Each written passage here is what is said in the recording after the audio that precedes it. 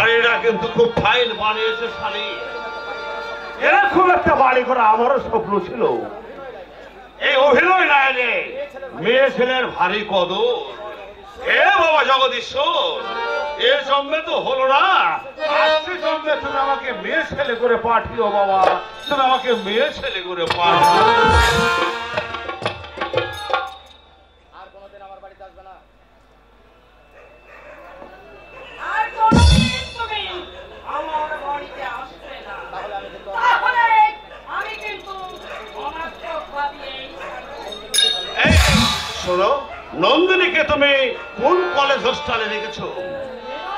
হ্যাঁ, জেলে যাবার আগে আমি অনেক করে তোমার কাছ থেকে জানতে চেয়েছিলাম নন্দিনীকে তুমি কোন কলেজ হোস্টেলে রেখেছো। আমি তোমাকে সাবধান করে দিচ্ছি, নন্দিনীর কলেজে যদি তুমি সব তোমার চেষ্টা করো, তাহলে আমি তোমাকে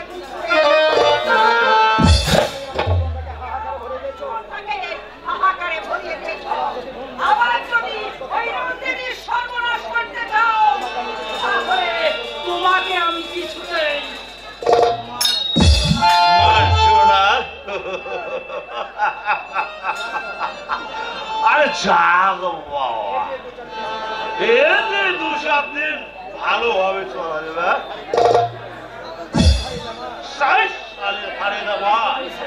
আমি শালা ফাটা দত্তর ছেলে নাটা দত্ত, আমার পয়সায় রাস্তার সিগাল কুকুরে মাল খেয়েছে। তুই আমাকে আর কি রুয়াব দেখাবি রে শালি?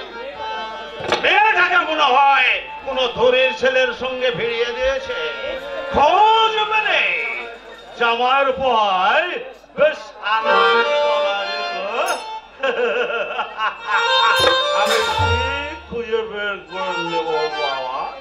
হে বাবা জগদীশ্বর, তুমি আমাকে একটা পথ দেখাও বাবা, তুমি আমাকে একটা পথ দেখাও।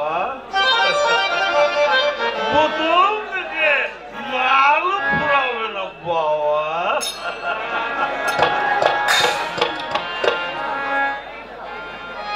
হয় যদি বদনাম কারো, আমি তো এখন আর নয় কারো। হয় যদি বদনাম কারো, আমি তো